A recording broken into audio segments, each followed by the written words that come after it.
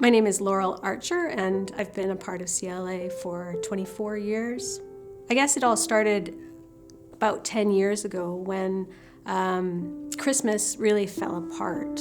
And that was because our son, Caleb, who has Autism Spectrum Disorder, started to self-injure, and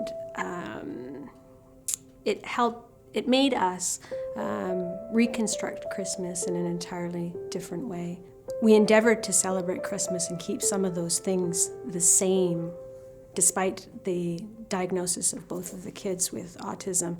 But it's just really difficult to keep routines and situations stable for the kids, and set up a tree and decorations and have people over and prepare special food, despite the fact that we were having also to do special diets to try to do intervention with the kids.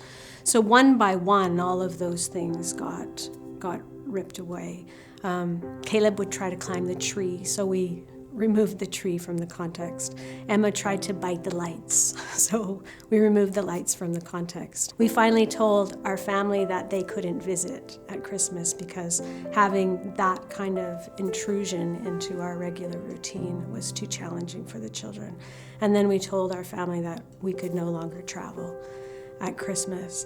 And so everything for the sake of our children was removed, all the cultural trappings, the things that we put our meaning in, all the things that we as parents remembered as children that gave significance to Christmas, we could no longer do. Even gift giving and gift exchange, because there's no point in giving a child a gift and making them wait for it when they don't understand that they have to open it, and they're not connected to the thing that they're opening. For my husband and myself, it was a lot of grief and loss. I realized that I was going to become bitter, and I was worried about that bitterness and resentment for not being able to celebrate Christmas the way that I wanted to. I asked myself a question. I thought, Laurel, you're a Christian, and as a Christian,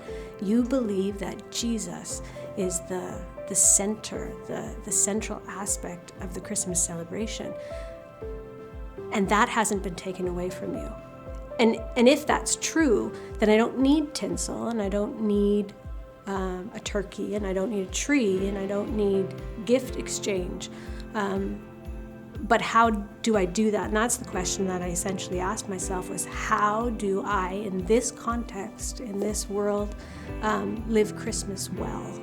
And I began to look at Advent and the themes of Advent and some of the disciplines surrounding the celebration and the observance of Advent. I began to use an Advent calendar that I made, and that followed the Jesse Tree readings that take us through the story from creation right up until the birth of Jesus. And I began to live those stories and the themes of those stories, and also the greater themes of Advent, which talk about expectation and fulfillment, waiting and arriving. I found that essentially those fantastic stories of Scripture were a large enough context to hold the hard parts of my story.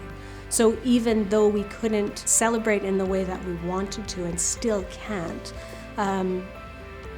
we hold truth and the light of Jesus arriving at Christmas